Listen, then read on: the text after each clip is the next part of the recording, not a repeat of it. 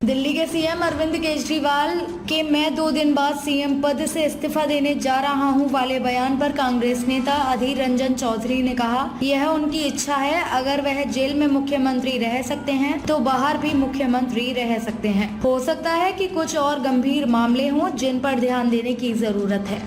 अपने पद से पदत्याग करेंगे, क्या कहेंगे? ये उनका मर्जी, जब करे। जेल के अंदर भी वो सीएम रहे, बाहर भी रह सकते हैं। जब किसी ने जेल के अंदर सीएम बने सकते हैं, बाहर क्यों नहीं? हो सकता है उनके दूसरे काम में कोई ज्यादा इस समय तवज्जो देने की जरूरत होती है, हो सकते। ये तरजिया कौन से कहां क्या देगा ना देगा, ये उनकी अपना मर्जी की माफिक होना चाहिए। वो कह रहे हैं कि उनका मनोबल गिराने के लिए उन्हें जेल में हो सकता है, बिल्कुल हो सकता है। जब कह रहे हैं बंगाल में जो होते हैं, यहाँ जो तब्दीश होते हैं, याद रखिएगा ये कोर्ट की निरीक्षण में हो रही है, इसीलिए हमें अब तक थोड़ा बहुत भरोसा है। दादा, थोड़ी देर पहले आपने कहा कि स्वास्थ्य मंत्री को बुलाकर पूछताछ करनी चाहिए। बिल्कुल करना चाहिए, बिल्कुल करना चाहिए, क्योंकि ये स्वास्थ्य दफ्तर की मसला है। जब मानो कि शिक्षा विभाग में जब भ्रष्टाचार होती है तो हमें देखा बंगाल में शिक्षा मंत्री उनको बुला के जांच के लिए बार बार सवाल पूछे गए और जवाब जब वो नहीं दे पाए तब उनको हिरासत में ले गया। अभी वो सर रहे हैं जेल के अंदर। जब बंगाल की रेशन मंत्री,